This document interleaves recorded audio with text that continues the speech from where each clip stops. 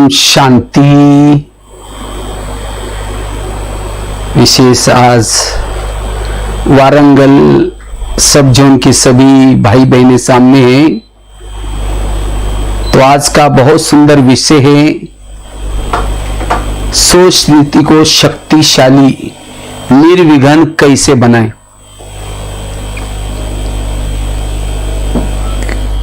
वैसे तो सब जोन में मुझे कई बार बुलाया गया, पहले एक दो बार तो आया था, लेकिन हमने कहा ठीक है भाई जी, आपका मकान बन जाएगा सुधाकर भाई, तब मैं जरूर आऊंगा। लेकिन उसके बाद रामानुसार थोड़ा सा बिजी रहे, तो हमने सोचा ये साइंस की साधन बने हैं, तो ये लॉकडाउन के दौरान क्यों ना हम एक बार साधन के द्वारा चक्कर लगाएं। इसीलिए आपके पास विशेष आज का ये विषय बहुत अच्छा लेकर के आए हैं।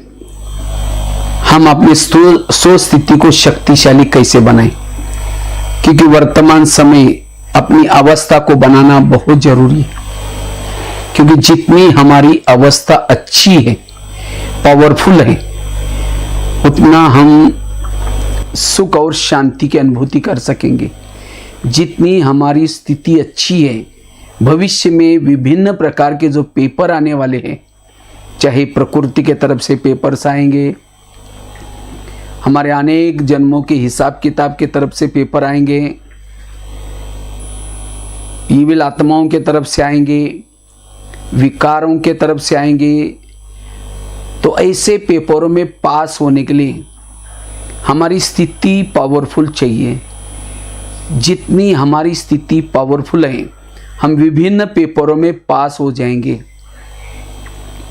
इसलिए स्थिति को बनाने का अब हमें पुरुषार्थ करना है। जितनी हमारी स्थिति अच्छी है, हम वायुमंडल को अच्छा बना सकेंगे। जितनी हमारी स्थिति अच्छी है, भविष्य में आने वाले सतयुग में हमारा पद ऊंचा होगा।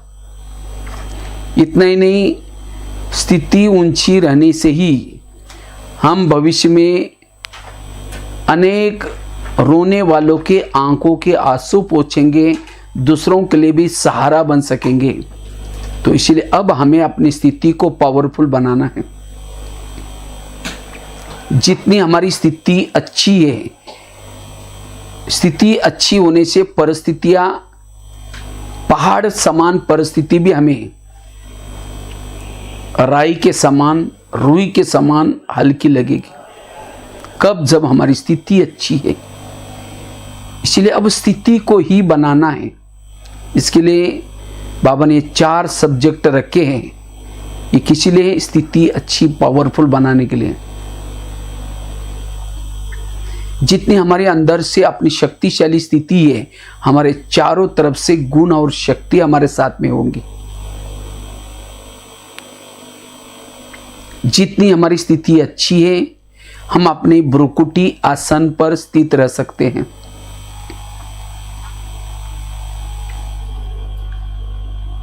लेकिन कभी कभी इस ज्ञान मार्ग में चलते चलते हमारी स्थिति बिगड़ क्यों जाती है,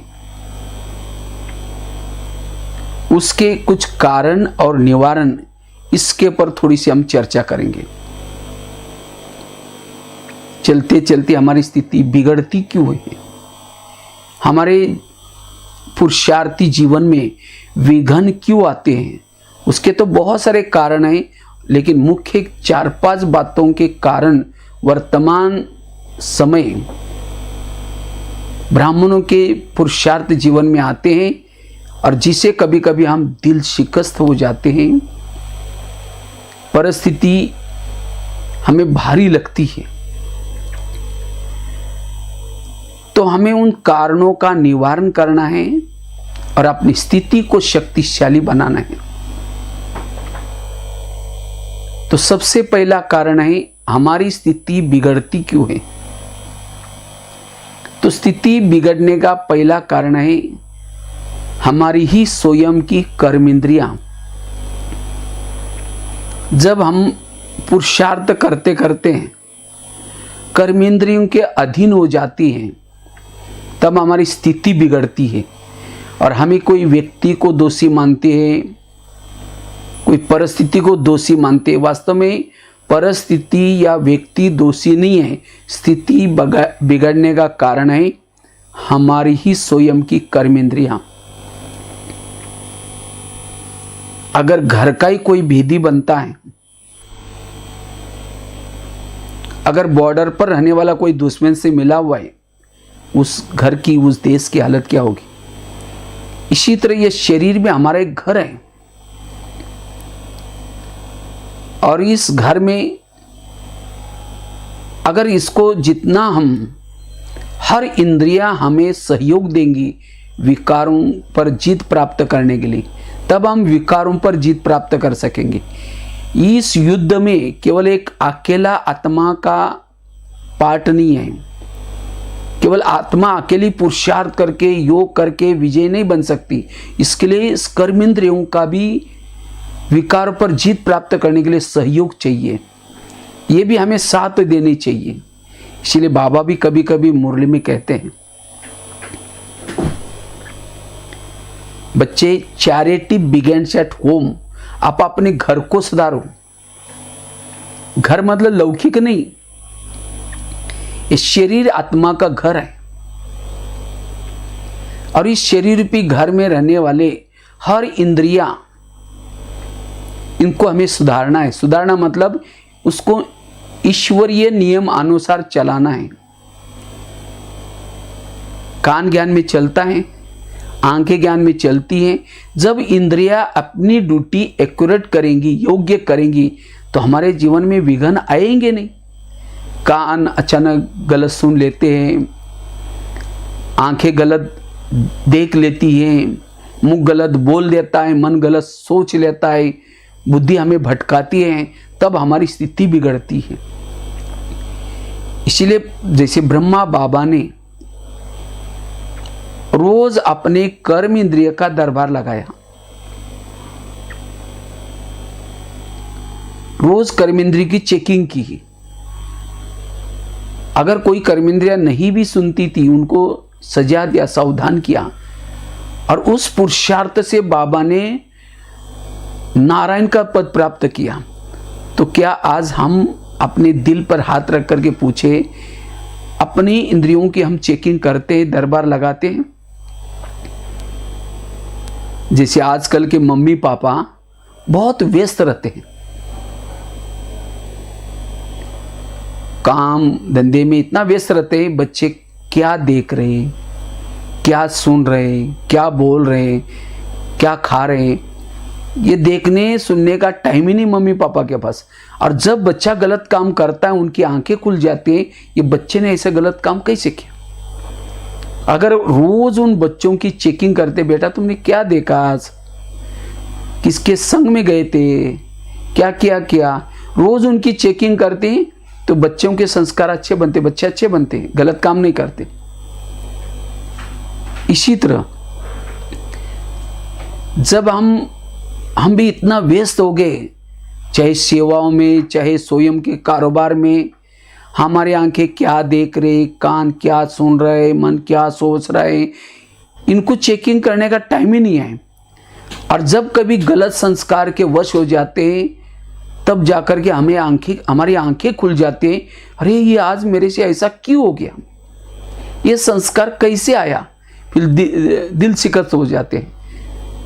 ये संस्कार विकार आते कहाँ से? हमारे ही कर्म इंद्रिय के द्वारा आते हैं। इसलिए हमें रोज इनकी चेकिंग करनी।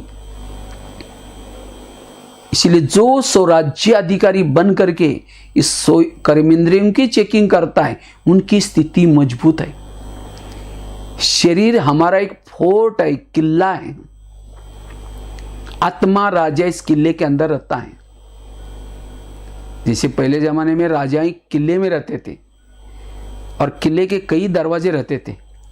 अगर कोई भी आता है अंदर, उनकी पूछताछ होती थी, कहाँ जा रहे हैं, क्या देख रहे हैं, क्या कर रहे हैं। इसी तरह ये शरीर भी हमारा एक किला है और इसके कई दरवाजे, कान, मुंह, आंख, लेकिन इसमें क्या जा रहा है, क्या सुन रहे हैं, ये हम देखते नहीं हैं। और इसीलिए आत्मा की स्थिति गंभीर हो गई। कभी कभी हमारी स्थिति बिगड़ जाती है। इसीलिए अगर कोई आंखों ने गलत देख लिया, तुरंत आंखों से बात करो, हे आंखें, क्या ये मेरे योग्य था? तुमने ये क्यों देखा? हे कान, क्या ये योग्य था? तुमने क्यों सुना? और जिसकी इंद्रिया अपने संयम पर है, नियम पर मनाई, उनका व्यवहार बहुत अच्छा लगेगा। कहेंगे माता बहुत अच्छी है, ये भाई बहुत अच्छा है। अच्छा है मतलब क्या? उसका अपना इंद्रियों पर संयम है। नौका अगर पानी के ऊपर चलती है, पार कराती है। अगर नौका के अंदर पानी आता है, डुबा देती है। जो इंद्रियों को चलाता है वो पार हो जाता है, जिनको इंद्रियां चलाते वो डूब जाता है। इसलिए हमें स्थिति को पावरफुल बनाने के लिए स्वयं की चेकिंग करनी है। स्वयं की चेकिंग अर्थात रोज अपने कर्म इंद्रियों को नियम प्रमाण चलाना। तो अमृत वेला जब योग करते हैं, उसके बाद 5-7 मिनट रोज अपनी कर्मेंद्रियों की चेकिंग करनी है। अमृत वेला बाबा से योग करके जब शरीर में प्रवेश किया, कान से बातें करो, हे कान, तुम मेरे इस राज्य के शान हो। अगर तुम ना होते मैं ईश्वरीय महावाक्य कैसे सुनता? तुम्हारा बहुत बहुत धन्यवाद। मेरा तुम्हारे पर बहुत विश्वास है, इसलिए मैंने तुमको बॉर्डर पर रखा है। लेकिन कभी कभी तुम व्यर्थ बातें, परचिंतन की बातें सुनते हो,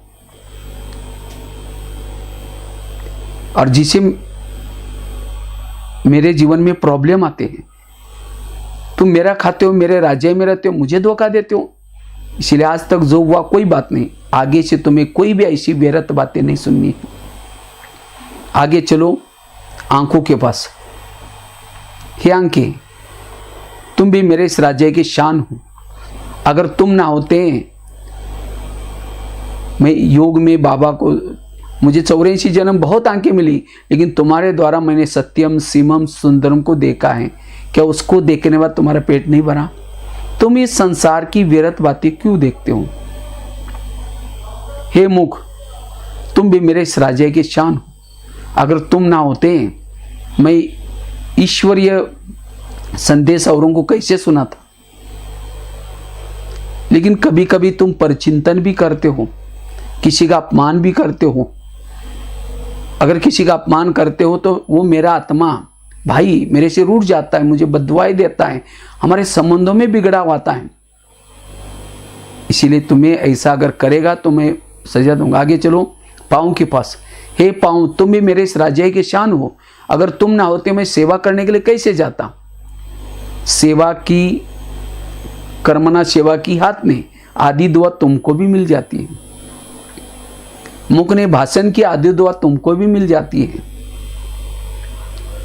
लेकिन कभी कभी तुम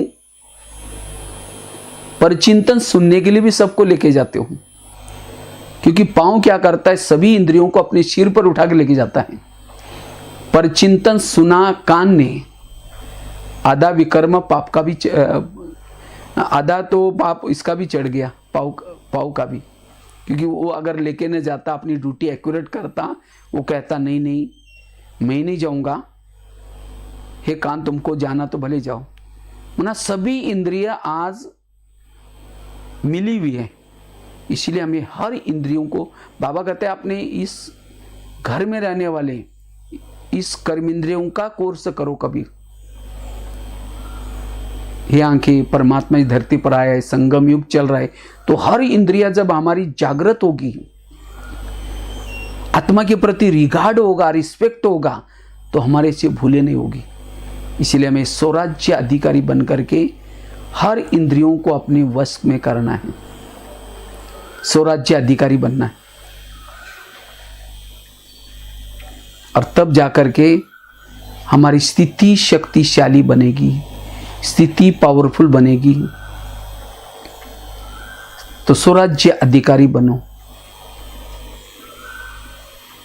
जितना स्वराज्य अधिकारी उतना हमारी स्थिति पावरफुल। तो आज हमारे से जो भूलें होती है उसका मूल कारण है सोच चेकिंग की कमी। तो हमें थोड़ा सा सोच चेकिंग करनी है, स्थिति पावरफुल बनेगी। फिर रात को सोने से पहले कान से पूछो, कान तुम्हारे द्वारा तुमने गलत, तुम्हारा धन्यवाद 7 बजे मुरली सुनी थी, लेकिन 12-1 बजे किसी ने तुम्हें गलत बातें सुनाई थी, तुमने हाँ जी करके सुना था, इसीलिए तुम्हारे लिए सजा। सजा मतलब दोबारा मुरली सुनने के लिए उसको लगा दो। मुख को पूछो तुम्हारा चार्ट कैसा रहा। समझो किसी ने व्यर्थ बातें सुनाई, तुमने तो चुप रहना चाहिए था, तुमने भी कहा हाँ वो ऐसा ही करता है, इसीलिए सजा। मौन, दूसरे दिन मौन रखो। नहीं तो आंधा पीस रहा है, कुत्ता बैठ करके खा रहा है, आंधे को लग रहा है वाह मैंने बहुत पीसा। इसी तरह हम पुरुषार्थ कर रहे हैं लेकिन कर्मेंद्रिया वो सब गवा रहे, जमा कुछ भी नहीं। इसीलिए बाबा भी कहते हैं अंधेरी नगरी चौपट राजा टकेशर बाजी टकेशर काजा। इस नगरी का राजा सोया है, इसके अंदर इस नगरी में जो भी कुछ हो रहा है। इसलिए अगर हमें स्थिति को पावरफुल बनाना है, हर इंद्रियों को हमें क्या करना है, श्रीमत प्रमाण चलाना है, तब हमारी स्थिति अच्छी बनेगी। ये है पहली बात। दूसरी बात है हमारी स्थिति बिगड़ती क्यों? चलते चलते पुरुषार्थ करते करते कभी हम देह भान में आ जाते हैं।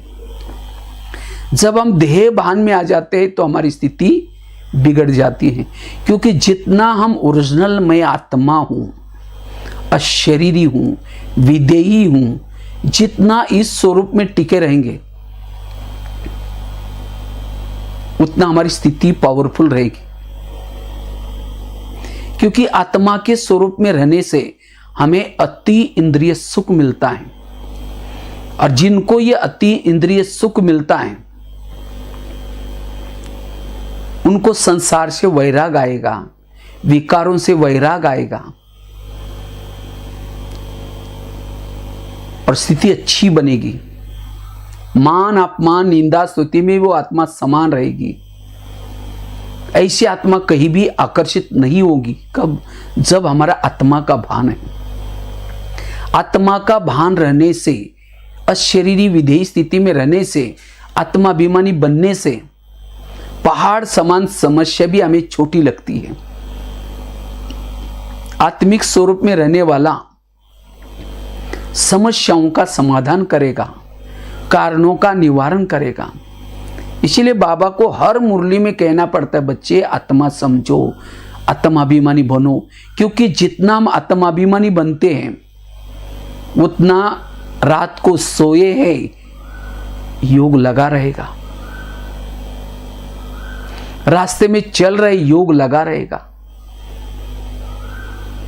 हमारे संकल्प में एकाग्रता आएगी। इसीलिए मैं आत्मा हूं, ये सदा हमारी स्मृति जागृत रहे, स्थिति अच्छी बनेगी, स्थिति शक्तिशाली बनेंगे। हमारे विघ्नों के कारण स्थिति कमजोर बनने का कारण है देह का भान। क्योंकि जब देह का भान आता है तो पुराने संस्कार जागृत हो जाते हैं, विकार जागृत हो जाते हैं, और जब संस्कार विकार जागृत हो जाते हैं तब हम दिल शिकस्त हो जाते हैं।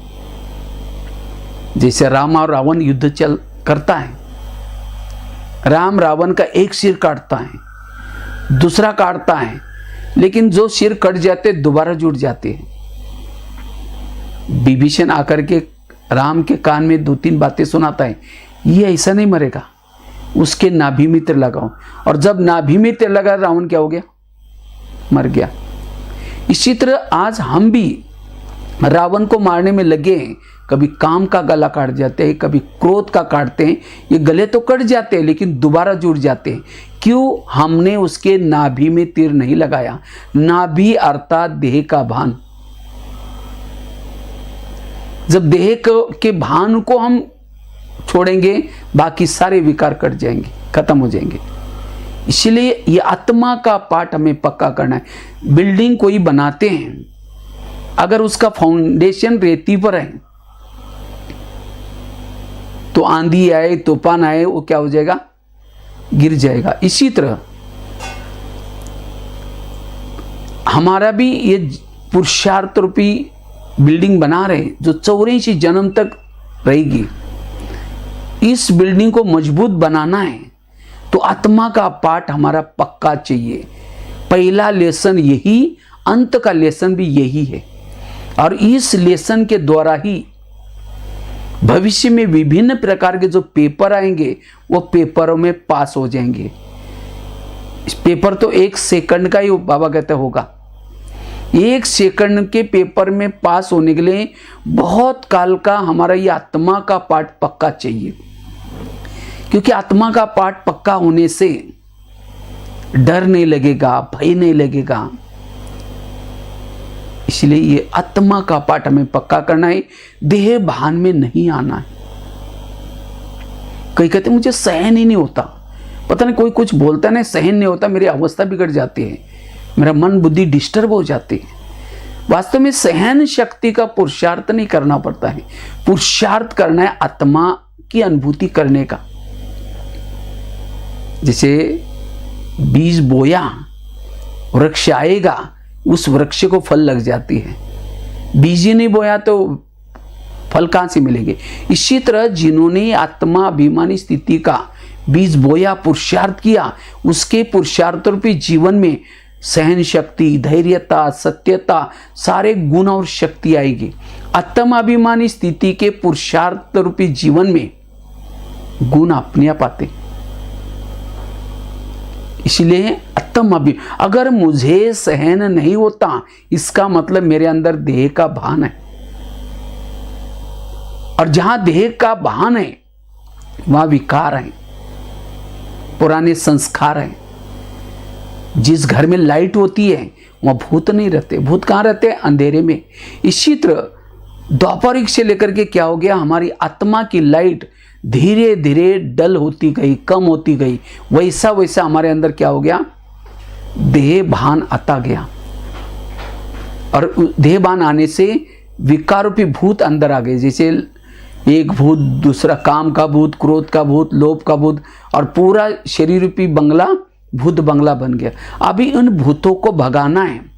पहले जमाने में गांव गांव में जगह जगह पर भूत रहते थे। भूत कहाँ रहता है? जहाँ अंधेरा है। लेकिन आजकल तो लाइट हो गई सभी तरफ, इसीलिए भूतों का शायद नाम निशान खत्म हो गया। इसी तरह ये विकार रूपी भूत कहाँ रहते हैं? जहाँ देह का भान है। इसीलिए बाबा कहते बच्चे, ये आत्मा समझने का पुरुषार्थ करो, आत्मा की लाइट जलाकर रखो, तब हम विकार, कैसे भी मेरे कड़े संस्कार हैं, इसके द्वारा हम आत्माभिमानी स्थिति के द्वारा विजय प्राप्त कर सकते। सीता के सामने जब रावण आता है, वो तिल्ली जला करके, माची जला करके रखती है, उसको टच भी नहीं करता। मेरी आत्मा की तिल्ली सदा जलती रहे, इसीलिए ये पुरुषार्थ करना है। तो आत्माभिमानी स्थिति में रहने से ही हमारी स्थिति शक्तिशाली बनेगी, हम निर्विघ्न रहेंगे। हमारी जीवन की सारी समस्याओं का जड़ है देह का भान। इसीलिए अमृत वेला योग अच्छा करने से, क्लास के पहले योग करने से, मुरली सुनने से आत्माभिमानी स्थिति बनेगी। आत्माभिमानी कैसे बनना है उसके लिए कुछ गहरा, बहुत अच्छा टॉपिक है, लेकिन मैंने कहने का भाव, हमारे जीवन में पुरुषार्थ में जो विघ्न आते देह भान के कारण, इसलिए आत्माभिमानी बनना है। 2 बातें बताई, हमारी स्थिति कमजोर क्यों बनते हैं, विघ्न क्यों आते हैं, स्थिति को शक्तिशाली बनाने के लिए क्या करें। पहली बात बताई, स्वयं की कर्मेंद्रियों को हमें रोज चेकिंग करनी है, उनको नियमों प्रमाण चलाना है, इंद्रियों को संयमित करना है। दूसरी बात बताई, आत्माभिमानी बनना है। तीसरी बात है, हमारे पुरुषार्थ रूपी जीवन में विघ्न क्यों आते हैं, उसका तीसरा कारण है पर चिंतन, पर दर्शन। जैसे कोई रोड पर स्पीड से गाड़ी जा रहे हैं और जब ब्रेकर्स आते हैं स्पीड कम हो जाते हैं, इसी तरह हमारे भी तीव्र पुरुषार्थ में ये देहभान, कर्मेंद्रियों की अधीनता, पर चिंतन एक प्रकार के ब्रेकर्स हैं। इन्हीं ब्रेकर पर हमें जीत प्राप्त करके तीव्र पुरुषार्थ करना है। तो परचिंतन, क्यों परचिंतन और स्थिति, इसका क्या कनेक्शन है? क्योंकि जब हम किसी की निगेटिव बातें, व्यर्थ बातें सुनते हैं, परचिंतन करते हैं, तो जिसका परचिंतन करते हैं, जिनके लिए भावना निगेटिव बनाते हैं, वृत्ति निगेटिव बनाते हैं, तो उनके प्रति भावनाएं खराब हो जाते हैं, वायुमंडल खराब हो जाता है। इसीलिए बाबा कहते बच्चे झगमुई झगमुई नहीं करो। मुरली में कभी आता है ये झगमुई झगमुई नहीं करो, गलत संगत में नहीं जाओ, संगत अच्छा रखो। भले कोई ज्ञानी है लेकिन तो भी अगर हमें व्यर्थ बातें, परचिंतन की बातें सुनाता है, ये भी कुसंग है। इसलिए कुसंग से हमें बचना है। 84 जन्म लगे हमें सीढ़ी उतारने के लिए, 5000 वर्ष लगे, 84 जन्म लिए, सीढ़ी नीचे उतरे। अब उस सीढ़ी को फिर से चढ़ना है। कितना जन्म है? 1 जन्म। और वो भी सबको तो 1 जन्म मिला ही नहीं। किसी कोई ज्ञान में आए 2 साल से, कोई 5 साल से, कोई 10 साल से, कोई 40 साल से। तो इसीलिए हमारे पास टाइम कम है। अब यही करेंगे, थोड़ा योग लगाया, अमृत वेला किया, थोड़ा सा ईश्वरीय सेवा किया, सीढ़ी ऊपर चढ़ गए। लेकिन थोड़ा सा परचिंतन किया, व्यर्थ बातें की, तो जितनी सीढ़ी चढ़ी नीचे उतरेंगे। यही करते रहेंगे, थोड़ा सा योग लगाएंगे, अमृत वेला करेंगे, मुरली सुनेंगे, ऊपर चढ़ेंगे, फिर सारा दिन कारोबार में गए, किसी का परचिंतन किया, प्रदर्शन किया, फिर नीचे उतरे। नीचे ऊपर करते रहेंगे, संगम युग का समय पूरा हो जाएगा, बीच में लटक जाएंगे। अब मुझे परचिंतन नहीं करना है, क्योंकि परचिंतन करने से वायुमंडल खराब हो जाता है। परचिंतन सुनने से, करने से भावनाएं खराब हो जाती हैं। अगर एक व्यक्ति के प्रति भी हमारी भावना खराब आई, वायुमंडल खराब हो जाता है। इसीलिए अब हमें, कई कहते हैं हम सुनते नहीं हैं, कोई आकर के सुनाता है। क्यों सुनाता है? हम कहते हैं अच्छा अच्छा और क्या हुआ, अच्छा और क्या हुआ। क्योंकि ये समय देख रहे हैं ना, अभी कोरोना का थोड़ा सा भी प्रकोप आया, कितनी हलचल में आ गए। तो ये तो हमारे लिए बहुत बड़ी घंटी है। हमारे पास गिनती के श्वास है। हमें अनेक जन्मों के जो विकर्म किए उसको दग्ध करना है, भक्तों को सकाश देनी है, प्रभु मिलन का आनंद लेना है। अगर ये सब कुछ किया नहीं और हम परचिंतन इसमें जाएंगे तो, इसीलिए कोई भी ऐसी बातें सुनाता है तो हाँ जी करके नहीं सुनना, सिर को पकड़ के रखो, हाँ भी नहीं करो ना भी नहीं करो। अगर आपके घर में कोई कचरा लाकर डालते हैं तो आप क्या कहेंगे? आपका बहुत बहुत धन्यवाद, रोज आया करो और जहां पूजा होती है वहां डाला करो, ऐसे बोलेंगे। कोई कचरा डालता है उसको तो भगाएंगे, लेकिन यहां कोई व्यर्थ बातें सुनाता है, हम क्या करेंगे? अच्छा और क्या हुआ, और नजदीक जाएंगे।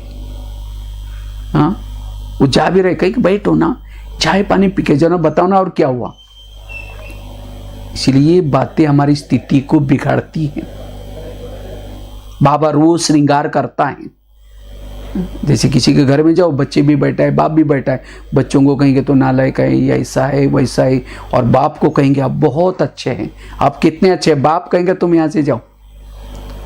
सारा दिन किसी की निगेटिव ग्लानि करेंगे, शाम को योग में बैठेंगे, मीठे बाबा, प्यारे बाबा, शांति के सागर, दही के सागर। बाबा कहेगा तुम पहले यहाँ से जाओ। भगवान से प्यार करने के लिए, भगवानी रची दुनिया का हर इंसान मुझे प्रिय चाहिए। इसीलिए बाबा कहते बच्चे संगम युग का समय इन बातों में नहीं गवाओ, सोचिंतन करने में, आत्मचिंतन करने में लगाओ। तो इसलिए कोशिश करके हमें क्या करना है? परचिंतन से बचना है, सोचिंतन करना है। जितना सोचिंतन करेंगे आत्मिक स्थिति बनी रहेगी, प्रभु मिलन कर सकेंगे। क्योंकि परचिंतन की बातें करने से बुद्धि के ऊपर एक प्रकार की धूल आती है। क्योंकि हमारा योग का आधार है मन और बुद्धि। अगर बुद्धि के ऊपर धूल आएगी तो जब योग में बैठेंगे ना परम धाम दिखाई पड़ेगा ना परमात्मा दिखाई पड़ेगा, बुद्धि भटकेगी, मन भी भटकेगा। इसलिए इससे बचना। एक बहुत सुंदर एक घटना सुनाता हूं, क्योंकि कई भाई बहन कहते हम योग करते, ज्ञान करते, लेकिन सुख और शांति का अनुभव ही नहीं होता। अगर अनुभव नहीं होता, जरूर मेरे से कुछ भूले हो रहे। एक शिष्य भगवान के पास गया, भगवान को कहता है भगवान मुझे जीवन में सुख चाहिए, शांति चाहिए। भगवान ने कहा ठीक है, इसके लिए मैं तुम्हें एक वरदान देता हूं, साथ में 2 थैले देता हूं। एक थैले को तुम पीठ के पीछे रखना और दूसरे थैले को तुम आगे रखना। और कहा कि जो पीठ के पीछे थैला है, तुम्हारे आस पास पड़ोस में जो भी लोग हैं, उन सब की बुराई की चिटकी बना करके मैंने डाली है। लेकिन उस थैले को पीछे रखना, उसको देखना नहीं, किसी को सुनाना ही नहीं, बस इतना करो। और आगे वाला जो थैला है, तुम्हारे अंदर जो दोष है, तुम जिद्दी हो, किसी के नहीं मानते, तुम्हारे जो भी दोष है, उसकी चिटकी बना करके उस थैले में डाला है। उस थैले को खुला रखना, बार बार निकाल करके देखना और उसमें परिवर्तन करना, बस इतना करो, तुम्हें सुख शांति सब मिलेगी। जाओ, ये वरदान है। लेकिन थैले का ध्यान रखना। कहता हाँ भगवान मैं ऐसे करूंगा जैसे आपने कहा। वो थैला लेके चला गया। अचानक रास्ते में याद आया, हाँ क्या करता है, कुछ सालों के बाद क्या करता है, देखता है कि सोचता है कि चलो पीछे वाला जो थैला है उसमें अंदर क्या क्या है। वो पीछे वाला थैला आगे करता है, खोल देता है और कहता है अच्छा इसके अंदर ये दोष है, अच्छा ये भी ऐसा करता है। उस दोषों का वर्णन करता है, औरों को भी सुनाता है बुला बुला करके, और अपनी बुराई को उसने बांध करके पीछे रख दिया। वो और दुखी हो गया, परेशान हो गया। फिर वो भगवान के पास जाता है, कहता है भगवान मुझे सुख मिला ही नहीं, मुझे शांति मिली ही नहीं। भगवान ने कहा अच्छा तुमको जो मैंने जो थैले थे उसको कहाँ रखा। कहता है भगवान मेरे से भूल हो गई, मैंने कभी कभी आगे का पीछे किया था। भगवान ने कहा यही तुम्हारे दुखों का कारण है। ये कहानी किसी और की नहीं, हमारी अपनी कहानी। आज हम भी बाबा के पास आते हैं, बाबा हमको थोड़ा सुख चाहिए, शांति चाहिए। बाबा कहता है ठीक है बच्चे, मैं तुम्हें वरदान देता हूं और साथ में 2 थैले देता हूं। दूसरे के दोषों को, बुराई को तुम पीछे रखना। पीछे मतलब पीछे की चीज तो दिखाई तो नहीं पड़ती ना। दूसरे के दोष को तुम पीछे रखना और अपनी बुराई को आगे रखना। और दूसरे के दोष को बांध करके पीछे रखना, ना देखना ना किसी के साथ जाकर के वर्णन करना। बस इतना करो, बस तुम्हें जो भी चाहिए सुख शांति मिलेगी, योग लगेगा, सारी प्राप्तियां होगी। बस ये वरदान है। लेकिन हम बाहर जाकर के क्या करते हैं, दूसरे के दोष देखना शुरू करते हैं। अच्छा ये ऐसा करता है, इसने ऐसा किया, ये किया। अगर हमें कोई बोलता भी तुम तो ये नहीं मैं ठीक हूं, उसके कारण ऐसा हुआ है, बस उसके कारण ऐसा।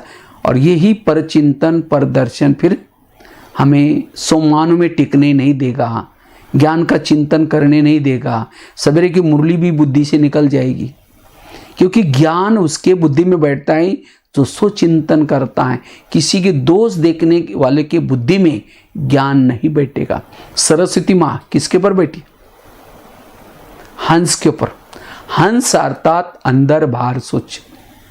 अब कई क्या करेंगे, 2-4 जन मिलकर के किसी की बुराई करेंगे, किसी को गिराने का प्लानिंग बनाएंगे, और वो अचानक वो व्यक्ति सामने आते हाथ जोड़ के कहेंगे ओम शांति नमस्ते, मुख में राम बगल में चोरी। इसीलिए बाबा कहते बच्चे दोष नहीं देखो। तो चलते चलते कभी कभी हम इसके वश हो जाते, तब जाकर के प्रॉब्लम आता है। इसीलिए बाबा कहते बच्चे ये पर चिंतन से बचना, सो चिंतन करना। जितना पर चिंतन से बचे रहेंगे स्थिति अच्छी बनेगी। इसीलिए आज से संकल्प लेना है, कोई अगर मधुवन की, कोई सेंटर की, इधर उधर की बातें सुनाता है, उसको हाथ जोड़ो, प्लीज भाई मुझे ऐसी बातें मत सुनाया करो। ये बातें हमें ज्ञान से फिर किनारा कराएगी। इसलिए पर चिंतन से बचना। कोई सुनाता हाजी हाजी करके नहीं सुनना। 3 बातें सुनाई। स्थिति बिगड़ती क्यों है? पहला बताया, कर्मेंद्रिय को संयमित करने से स्थिति अच्छी बनेगी। अगर कर्मेंद्रिय हमको चलाते स्थिति बिगड़ेगी। दूसरी बात बताई, देह भान में आने से, इसलिए देही अभिमानी स्थिति रहने से स्थिति अच्छी बनेगी। तीसरी बात बताई, परचिंतन करने से, इसलिए परचिंतन से मुक्त रहेंगे, स्थिति अच्छी बनेगी। चौथी चीज है, स्थिति अच्छी बनाने के लिए संकल्पों को कम चलाना है, पॉजिटिव चलाना है। जितने हमारे संकल्प कम चलते हैं, पॉजिटिव चलते हैं, उतनी हमारी ऊर्जा बचती है, और उसी ऊर्जा का नाम है आत्मा।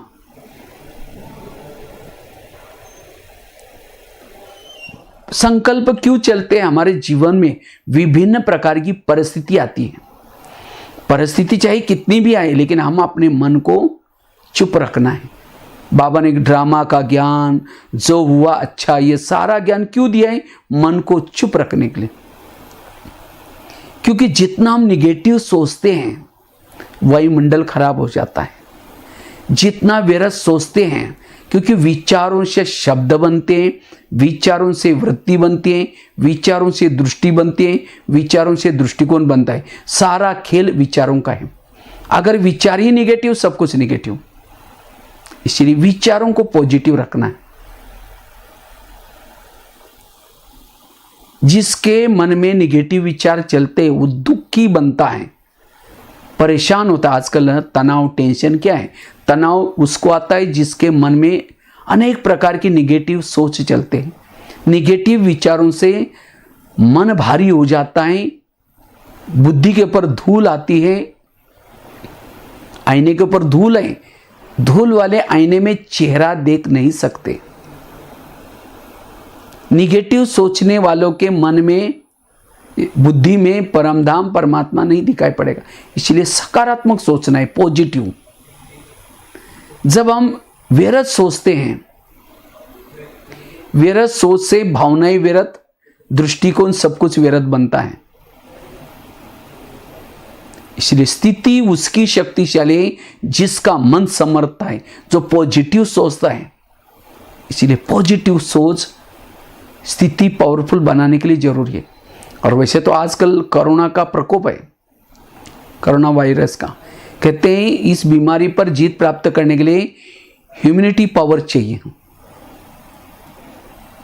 और ह्यूमैनिटी पावर शुद्ध भोजन से मिलती है। और सबसे इंपॉर्टेंट है, ह्यूमैनिटी पावर बढ़ते हैं पॉजिटिव सोच से, सकारात्मक सोच से। इसीलिए हमारे प्रधानमंत्री जी नरेंद्र मोदी जी ने एक मंत्र सबको दिया, हमारे लिए जान अच्छी है तो हमारे लिए जहान है। अगर जान हमारी बिगड़ गई तो हमारे लिए जहान भी नहीं है। जान, हमारी हेल्थ तब अच्छी होगी जब हमारे सोच अच्छे है, पॉजिटिव है। अगर सोच हमारे नेगेटिव है, तनाव पैदा होगा, टेंशन आएगा। इसलिए कहते भी है ना, जिनका पाँव गरम, पेट नरम, दिमाग ठंडा, वहाँ कोई डॉक्टर आने की कोई ज़रूरत नहीं। लेकिन आजकल उल्टा होता है, पाँव रहते ठंडे और दिमाग रहता है गरम। विभिन्न प्रकार की परिस्थिति आएगी, निगेटिव सोच चलेंगे, दिमाग गर्म होगा, दिमाग में केमिकल उतरेंगे, तनाव, तन में आना। अगर किसी के 10-12 बच्चे हैं, माँ बाप शांति से बैठे हैं, एक बच्चा आएगा, पापा जी मुझे कपड़े चाहिए। अब एक को भगाओ, दूसरा कहेगा पापा जी मुझे परीक्षा के भी देने। जितने बच्चे उतनी समस्या भी ज़्यादा। इसीलिए कहते हैं ना, छोटा परिवार सुखी परिवार। तो हमारे बच्चे कौन से अनेक संकल्प विकल्प बहुत पैदा करेंगे, और शाम को शांति से बैठेंगे, वही विचार हमें हिलाते रहेंगे, पापा जी मम्मी जी। इसीलिए सारा दिन अपने विचारों को कम चलाओ, पॉजिटिव चलाओ, तो शाम को जब ध्यान में बैठेंगे, योग में बैठेंगे, स्थिर बैठ सकेंगे। आकाश के चंद्रमा को पानी में देखना है, पानी स्थिर चाहिए। परम धाम के परमात्मा को मन में देखना है, मन हमारा स्थिर चाहिए। इसलिए मन को स्थिर रखने के लिए पॉजिटिव सोच जरूरी है, सकारात्मक सोच जरूरी है। आज 70% लोगों को बीमारी हो रही, किसी को पेट की बीमारी होती है, ईर्ष्या करने वालों को पेट की बीमारी होती है, किसी का ब्लड प्रेशर बढ़ गया, बीती हुई बातों को याद किया ब्लड प्रेशर बढ़ गया, शुगर, दूसरों को कंट्रोल में करने की कोशिश करेंगे। मैं इसकी सास हूं, मैं इसका पति हूं, मैं इसकी माँ हूं, लेकिन आजकल कोई किसी का नहीं मानता। फिर के मेरे को कोई नहीं मानता, मेरे को कोई मानता नहीं, टेंशन में आएंगे, शुगर पैदा होगी। और भी कुछ कारण हो सकते हैं, लेकिन 70% कारण ये है। आज किसी को स्पॉन्डिलाइटिस होता है, सर्वाइर रास्ते में जा रहे, वो क्या करती है, वो क्या करता है, इधर उधर देखने वालों को स्पॉन्डिलाइटिस। फिर डॉक्टर को कहेंगे, डॉक्टर जी मेरे गले में अकड़न हो रहे, तो डॉक्टर चेक करता है, कहता है आपको स्पॉन्डिलाइटिस हुआ। एक बड़ा सा पट्टा लगाता है गले में, पट्टा लगेगा, 6 महीना ना इधर देखेगा ना इधर देखेगा, सीधा देखते चलना पड़ेगा। अगर पहले सीधा देखो तो प्रॉब्लम होगा ही नहीं। आज किसी को ब्रेन ट्यूमर, ब्रेन हेमरेज हो रहा है, जैसे कुकर को गैस के ऊपर रखते हैं, गर्म होता है, गर्म होते होते सीटी मारना शुरू करता है। कुकर सीटी मारेगा, सब्जी पकाएगा, लेकिन मनुष्य गुस्सा करेगा। इसलिए सारा दिन पॉजिटिव रहो, सकारात्मक बनो, और जितना सकारात्मक सोचेंगे, कम सोचेंगे, आपकी स्थिति शक्तिशाली बनेगी। वास्तव में आत्मा कोई चीज नहीं है, जिसके सोच पॉजिटिव है, जिसके सोच सकारात्मक है, उसकी ऊर्जा बसते, उसी ऊर्जा को कहते हैं आत्मा। लाइट, शक्ति, पावर का अनुभव करेंगे। और पूरा जो युग कल्प चलता है, संकल्प से कल्प चलता है। हमारे अगर संकल्प ही निगेटिव है तो हमारे लिए कल्प भी निगेटिव बनेगा। संकल्प आत्मा का भोजन है।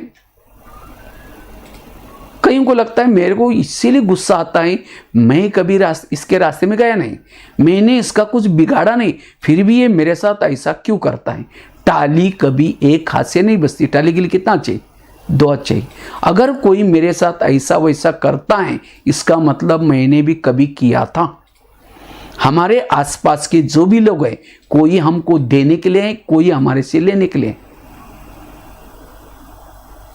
हर एक के साथ हमारा कार्मिक अकाउंट है, और जब वो कार्मिक अकाउंट लेने के लिए आता है तो हम कहते हैं कि मैंने कभी किया ही नहीं उसके साथ, अभी नहीं किया, लेकिन कभी ना कभी आपके आसपास के जो भी लोग हैं, ये कोई ना कोई हिसाब किताब है। इसलिए no question, no correction, no quotation, no opposition, मन चुप। और जिसका मन चुप रहता है उसकी स्थिति पावरफुल है, वो निर्विघ्न है। इसलिए संकल्पों को बचाना, व्यर्थ से मुक्त बनना। इसलिए बाबा ने ड्रामा का ज्ञान, कर्मों का ज्ञान, ये सारा जो ज्ञान टोटल विस्तार करके दिया है, ताकि बच्चों के संकल्प ना चले। लेकिन इतना सारा ज्ञान होने के बावजूद भी ये क्यों, कैसे। अभी 3-4 दिन पहले बाबा ने मुरली में कहा था, जिनको ड्रामा का ज्ञान है वो कोई भी प्रकार के ऐसे वैसे के क्वेश्चन नहीं करेंगे। इसलिए मन को चुप रखना, इससे हमारी स्थिति पावरफुल बनेगी, हमारी हेल्थ भी अच्छी बनेगी। ये ज्ञान केवल सतयुग के लिए नहीं, वर्तमान समय भी अगर हमें हेल्दी, वेल्दी और हैप्पी बनना है, पॉजिटिव रहना है, सकारात्मक रहना है। आजकल डॉक्टर भी कहते हैं कड़वी चीजें खाना पसंद करो, करेले खाओ, कड़ू नीम के पत्ते खाओ, मेथी के लड्डू खाओ। करेले मतलब वास्तव में कोई सब्जी की करेले की बात नहीं। इसलिए हमें उन जीवन में आने वाली व्यर्थ बातों को, निगेटिव बातों को डाइजेस्ट करना है। और जो निगेटिव बातों को डाइजेस्ट करेगा उसका मन चुप रहेगा। इसीलिए और महान भाग्यशाली वो हैं जिनके जीवन में प्रॉब्लम ज्यादा आते हैं। कुंती के सामने जब कृष्ण गया, कुंती को कहता है कि तुमको क्या वरदान चाहिए, मैं तुम्हारे भक्ति का फल देने के लिए आया हूं। मांगो, सोना चांदी जो भी चाहिए। कुंती कहते मुझे ये सब नहीं चाहिए, मुझे जीवन में समस्याएं चाहिए। तो कृष्ण कहते ये तुम क्या मांग रहे? तथास्तु, तुम्हारी जो भी इच्छाएं पूर्ण हो जाए। फिर कहा कि तुमने समस्या क्यों मांगी? कहते समस्या होगी तो आप मेरे साथ में सदा रहेंगे, और आप मेरे साथ में रहेंगे, यही मेरा सौभाग्य। तो प्रॉब्लम से घबराना नहीं है, प्रॉब्लम को पॉजिटिव लो। जो जीवन में आने वाली नेगेटिव परिस्थिति को पॉजिटिव बनाता है, वो परिस्थिति उसके लिए वरदान बनती है। और जो जीवन में आने वाली परिस्थिति को निगेटिव रूप में लेता है, ज्यादा सोचता है, वही परिस्थिति उसके लिए श्राप बन सकती है। दुख और सुख क्या है? जो जीवन में आने वाली परिस्थितियों के बारे में पॉजिटिव लेता है वो सुखी है, और जो जीवन में आने वाली परिस्थिति के बारे में निगेटिव लेता है वो दुखी है। इसलिए इस कलयुग में कहते हैं 19वीं सदी तर्क की थी, 20वीं सदी प्रकृति की रही, और 21वीं सदी तनाव की है।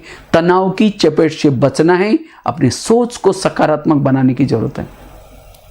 इसलिए जितने हमारी सोच सकारात्मक, हमारी स्थिति पावरफुल बनेगी। इसलिए वर्तमान समय विभिन्न प्रकार के, अभी जैसे लॉकडाउन का समय, कोरोना का वायरस आया, इसके कारण कईयों के दुकान कई दिन तक बंद हो गए होंगे, कईयों के कई प्लानिंग कहीं जाने का, कहीं मिलने का, ये सारे सब कैंसल। कोई बात नहीं, परिस्थिति को स्वीकार करो, उन परिस्थिति में चुप रहो। भगवान कल्याणकारी है, परिस्थितियां भी कल्याणकारी है। इसलिए गीता का, रामायण का, महाभारत का सार क्या है? जो हुआ अच्छा हुआ, जो हो रहा अच्छा, जो होगा वो भी अच्छा। मेरे जीवन की हर घटना में कल्याण है, इसलिए पॉजिटिव बनो। और जितना पॉजिटिव रहेंगे, आपकी सोच पॉजिटिव चलेंगे। इसलिए व्यर्थों से मुक्त बनने के लिए पॉजिटिव बनना जरूरी है। इसका भी बहुत गहराई से एक टॉपिक है, जीवन को सकारात्मक पॉजिटिव लाइफस्टाइल कैसे बने, कभी इसके ऊपर अधिक विस्तार बाद में करेंगे। तो कहने का मतलब, स्थिति बिगड़ने का कारण है नेगेटिव सोच। और लास्ट की एक बात सुना करके मैं पूरा करता हूं।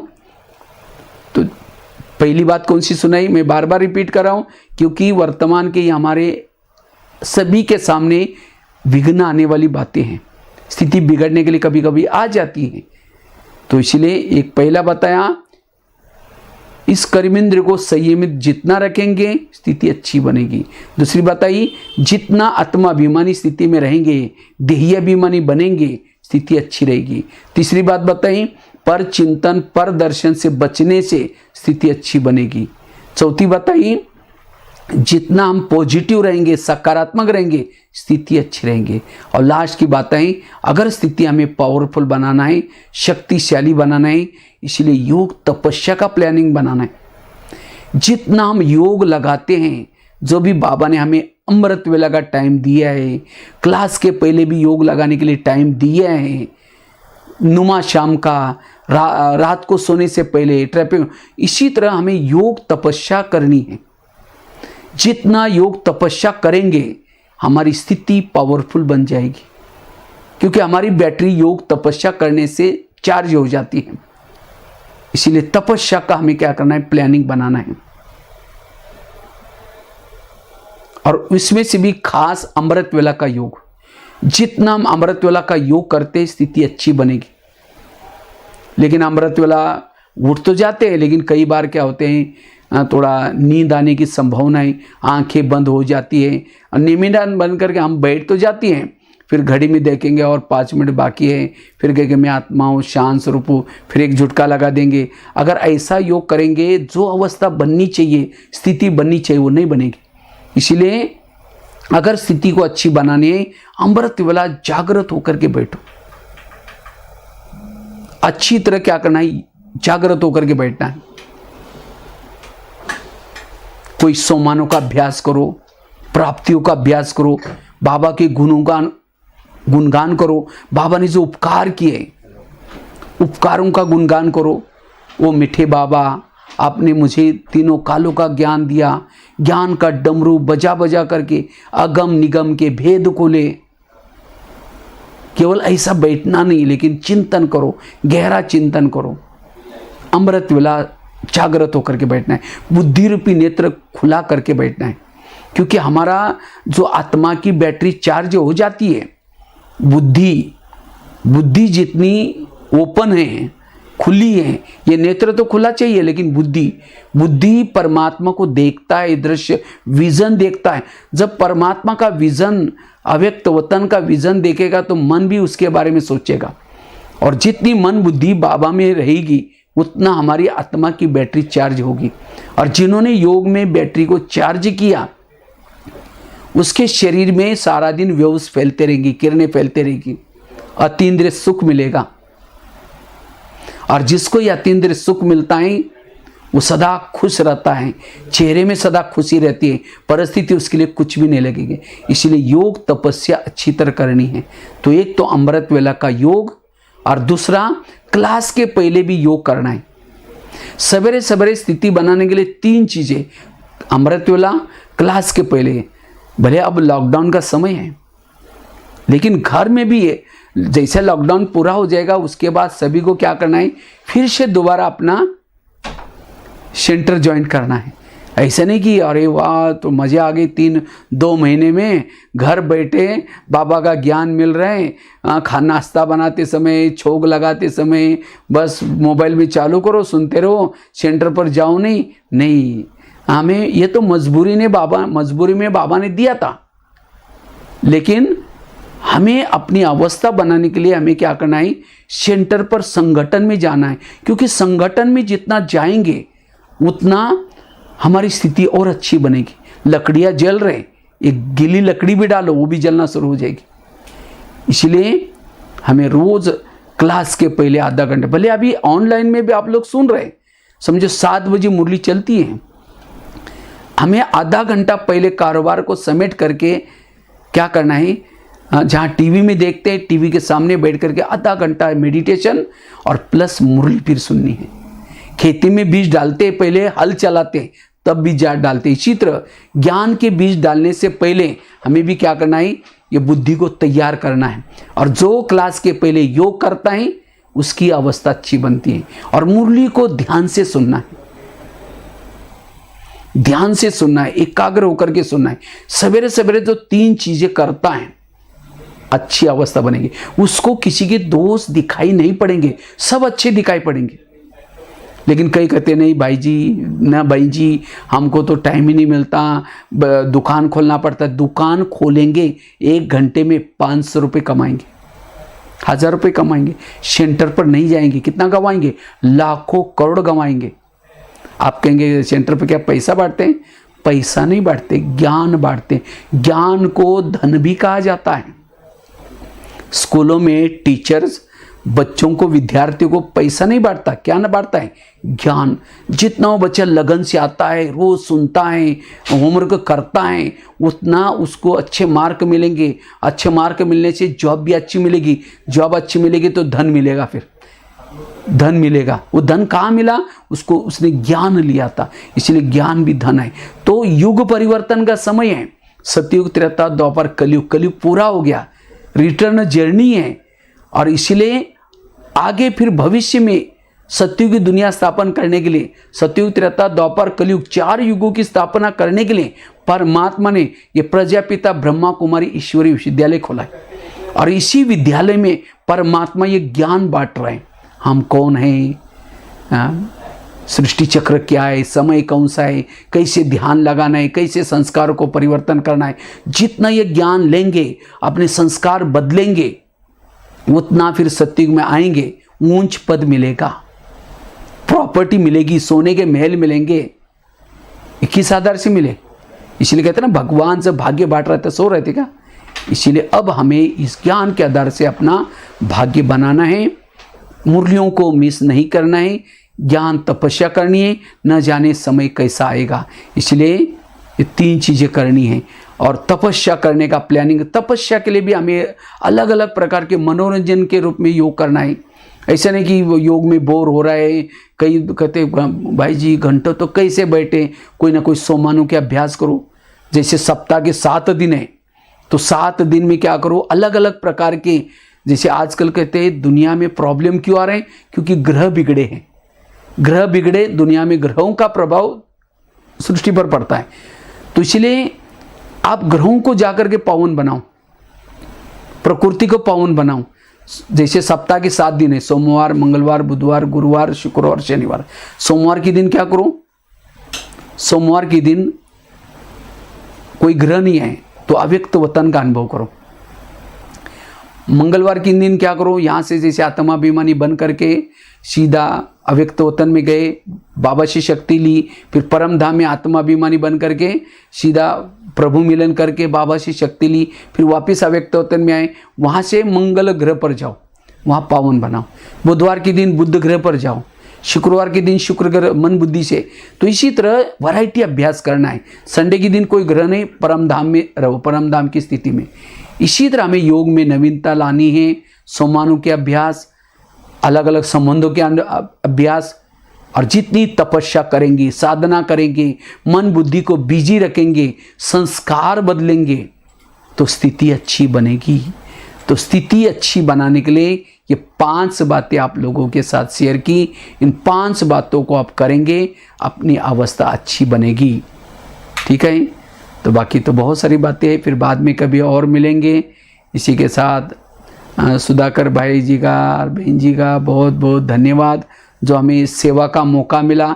बाकी स्थूल रूप में भी कभी आएंगे, इससे पहले भी वो शायद 6-7 साल पहले आए थे, और बाकी सब जोन के कुछ सेंटर में भी चक्कर लगाया था, तो बाद में आएंगे।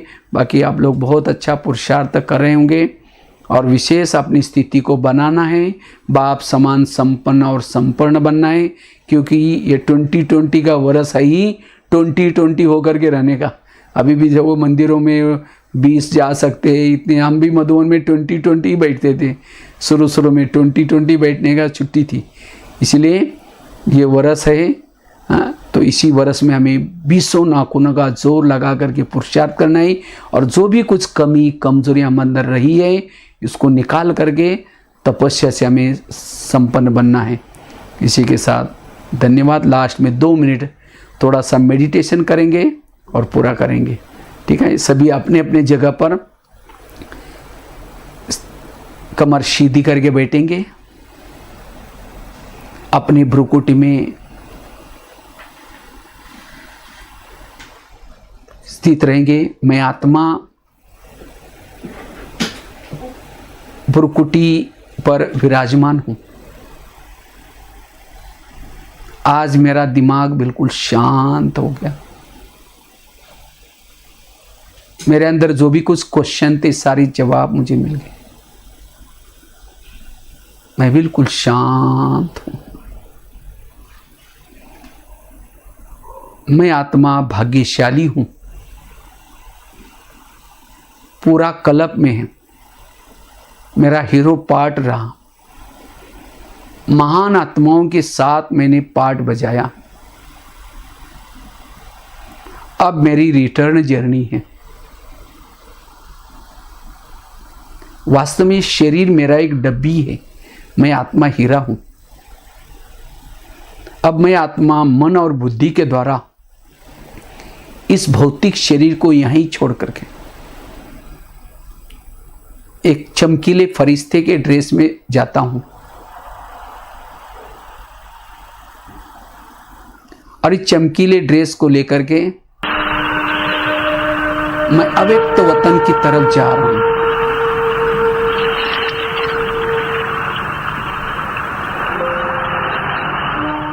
जैसे मैं अव्यक्त वतन में पहुंचता हूं, फरिश्तों का राजा ब्रह्मा बाबा आज फरिश्तों की महफिल में बैठे। आज सभी फरिश्ते, मम्मा, सभी दादिया दादाएं, सभी से मिलने का मुझे मौका मिला। मैं सभी से दृष्टि ले रही हूं।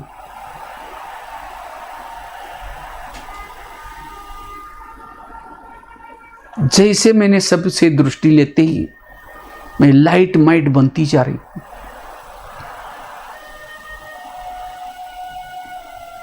ब्रह्मा बाबा ने मेरे मस्तक के ऊपर हाथ रखा।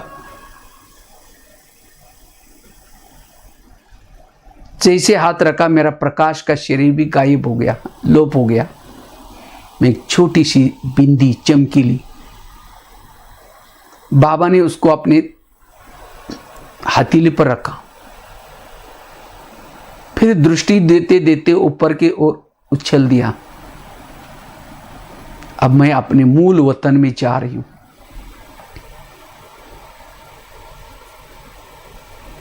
जैसे मैं आत्मा मूल वतन में पहुंची, सर्वशक्तिवान के पास, बाबा के पास जाते ही मेरे अंदर की सारी निगेटिव एनर्जी समाप्त होती जा रही।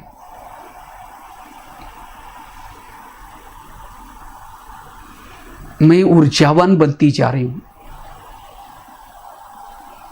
अशरीरी बनती जा रही हूं।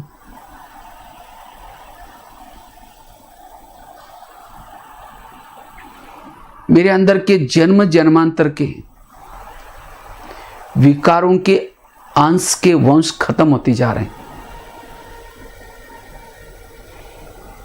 मैं पावन बनती जा रही हूं।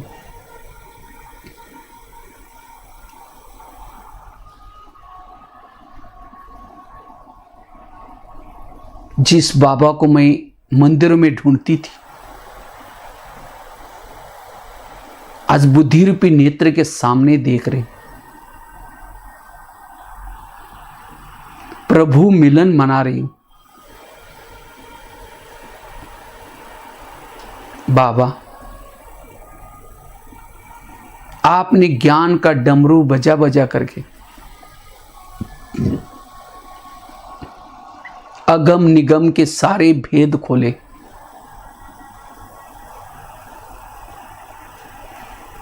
तीनों कालों का, तीनों लोकों का मुझे ज्ञान दिया।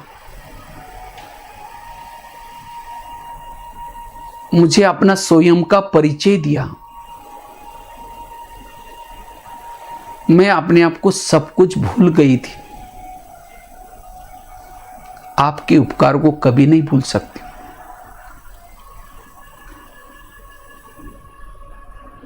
बाबा के सानिध्य से मैं शक्तिशाली बन रही हूं।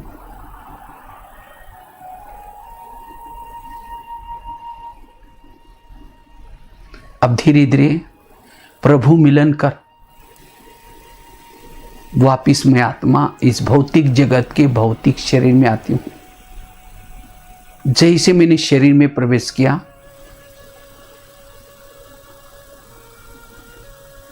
शरीर की सारी कोशिकाएं भी चार्ज हो गई। अब मुझे इस लाइट को विश्व में फैलानी है। इस ज्योति को सदा जागृत रखना है। अपनी अवस्था को शक्तिशाली बनाना है। मैं आत्मा हूं।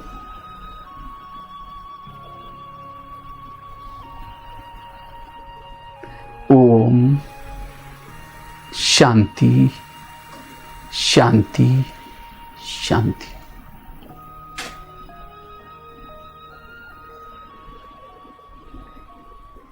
ओम शांति।